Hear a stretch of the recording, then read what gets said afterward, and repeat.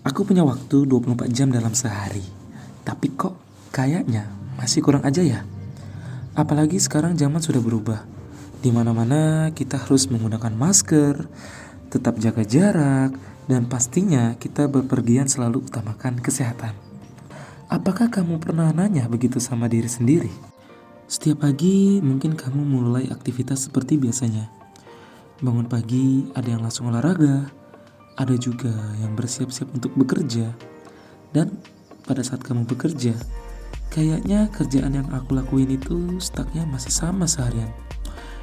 Gak ada perubahan sama sekali.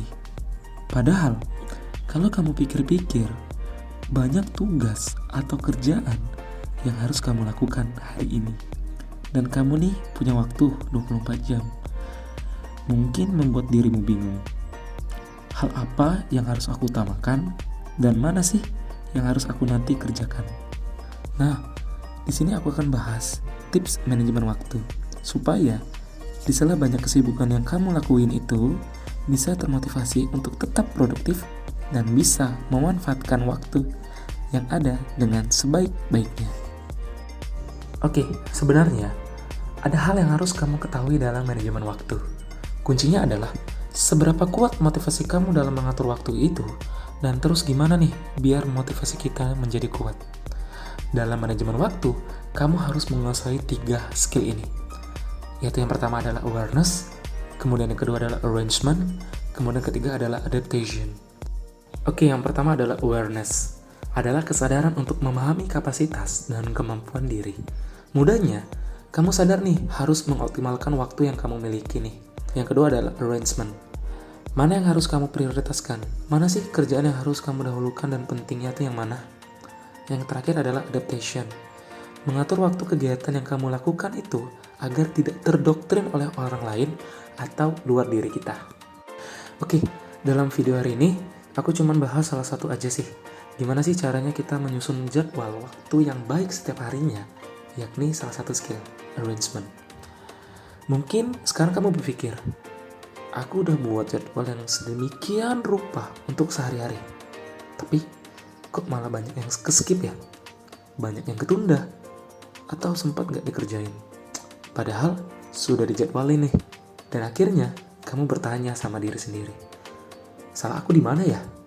Kenapa? Nah, sebenarnya ada solusi nih yang enak buat kamu untuk jalani tiap harinya. Yang pertama, coba deh kamu buat jadwal yang lebih spesifik dalam bentuk checklist mungkin. Ya, kalau kagak mau ribet sih, kamu bisa gunain tuh handphone yang kamu pakai hampir tiap harinya. Oke, kemudian hal kedua, coba bikin kotak checklist jika kegiatan yang kamu lakuin itu sudah selesai. Oke, terakhir adalah beri reward kepada diri sendiri.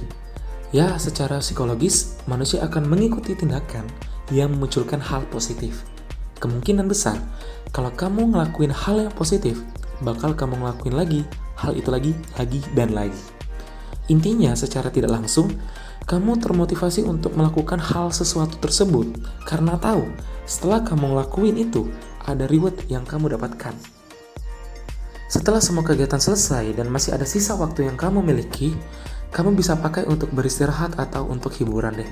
Misal nih, ya setelah lelah seharian kerja, kamu bisa gunakan waktu kamu untuk main game, atau mungkin hangout bareng teman-teman kamu, atau mungkin kamu bisa jadwalin nih untuk liburan, ya sekedar melepas rasa penat setelah bekerja dan bekerja.